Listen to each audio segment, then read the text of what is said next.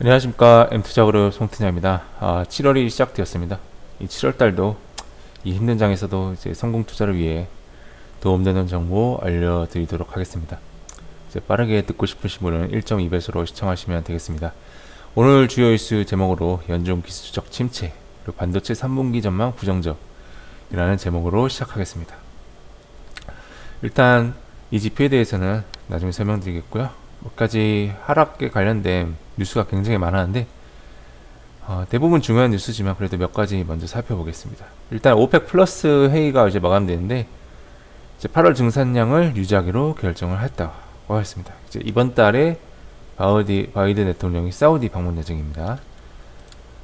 그리고 이제 5월 PC 그래 이제 근원 물가 지표가 이제 발표가 되는데 작년 대비 6.3% 상승했고 근본적으로 뭐 크게 개선된 느낌은 없습니다. 이 부분은 밑에서 설명드리겠고요. 유로존의 5월 실업률이 6.6%로 역대 최저입니다. 고용은 좋습니다.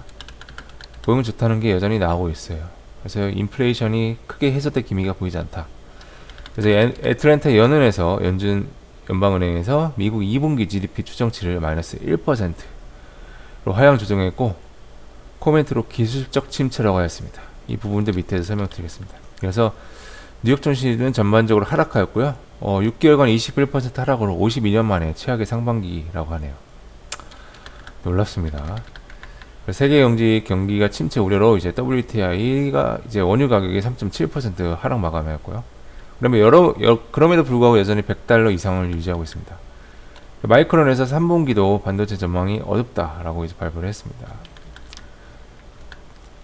그리고 웰스파고 CEO가 미국 경제가 뭐 금리 충격의 준비가 되지 않았다. 그럼에도 연준이 금리 인상을 이제 계속 시그널 보내는 것은 잘한다라고 언급을 했고요. 미국에서 푸틴이 전쟁을 멈추지 않을 것이다 라고 전망을 하였습니다. 그래서 휴전이 된다 해도 전쟁이 끝난다고 해도 휴전일 뿐 계속 침공할 가능성을 언급했죠.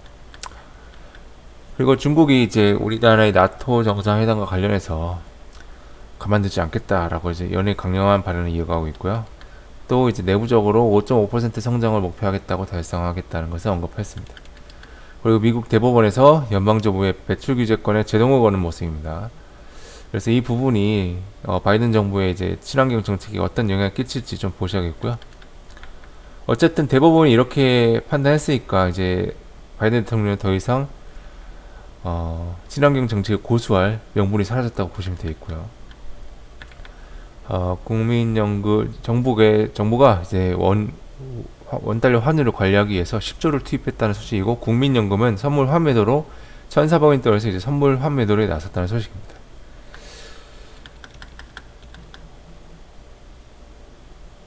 그리고 이제 부동산 경기가 이제 좋지 않죠. 이제 5월 은행권 가계의 대출 금리가 이제 8년 4개월 만에 최고치에 오른다고 하고 또 오른다는 전망이 나오면서 부동산 경제가 굉장히 특히 지방은 싣고 있고요. 그래서 투기가을 지규가 다 풀었다는 소식입니다. 자, 이런 거시경제 뉴스를 뒤로 하고 부정적 뉴스만 가득한 채 증시는 전반적으로 좋지 않게 마감하였고요. S&P 500 지수도 다시 전저점을 이어팔량 말량하고 있습니다. 그래서 전반적으로 하락하는 모습이고, 헬스케어 섹터가 그나마 이제 버티는 모습, 유틸리티 섹터도 버티는 모습, 공포는 여전히 극단적 공포. 뉴트럴만 봐도 좋겠습니다. 뉴트럴을 못 본 지 굉장히 오래된 모습입니다. 그래서 여전히 채권 금리가 하락을 이어가고 있고요. 달러 지수 강세입니다. 그리고 원유 가격도 $100 이상을 유지하고 있습니다. 그래서 이제 비트코인, 이더리움 등 이런 이제 가상자산, 초위험 자산은 또 하락을 이어가고요. 19,000달러가 깨졌습니다. 그래서 미국의 2분기를 마지막 하락으로 마감했고요. 이제 유럽은 실업률이 낮게 나오면서 인플레이션 부담은 더욱 높아졌습니다. 이제 고용 지표만 보면 경제가 좋지만 임금 상승률이 인플레이션율을 따라가지 못하기 때문에 개개인이 심리적으로 매우 힘든 상태입니다. 그래서 이 와중에 지난 10년 동안 호황을 누렸던 IT 섹터에서 감원이 이어지고 있습니다.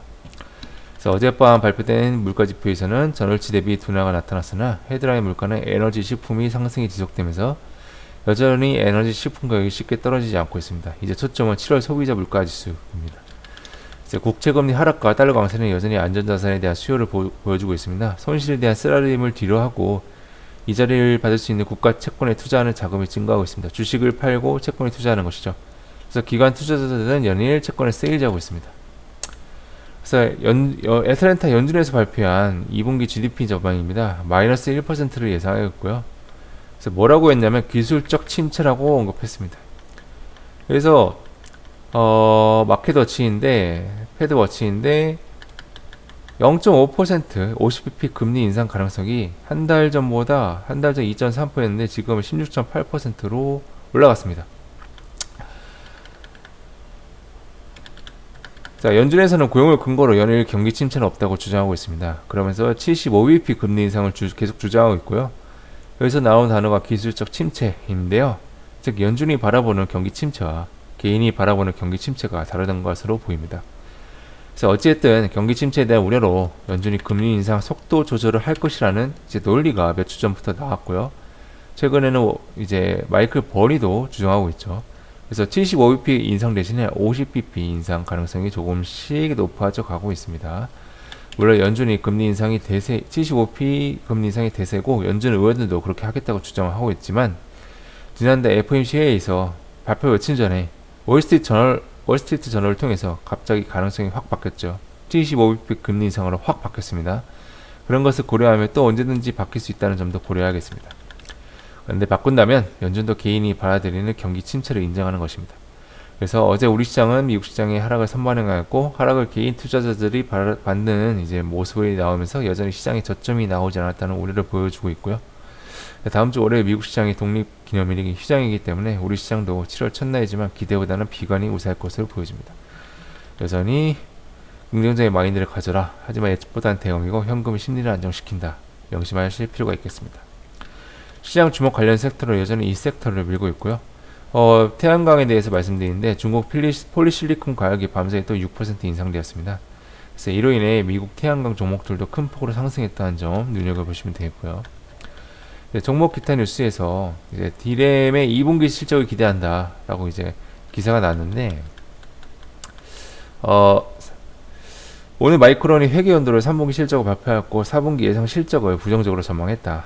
그래서 마이크론이 3분기 실적은 나쁘지 않았지만 그런 점에서 국내 D램 업체들도 실적을 기대할 수 있죠. 2분기 실적을. 하지만 주가는 미래를 반영하는 만큼 마이크론이 이제 부정적으로 전망했는데 우리나라 이제 삼성전자, SK하이닉스에도 기대를 할 수 있겠냐 다음 실적을 그것도 어렵겠다라고 보시면 되겠습니다.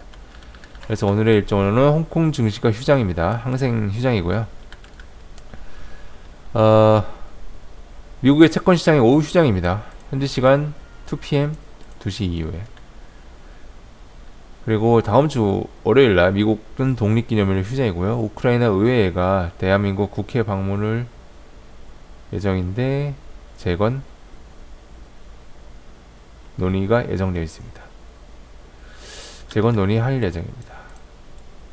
그래서 어제 이제 재건 관련 감리 회사들의 주가가 어느 정도 좀 올랐습니다.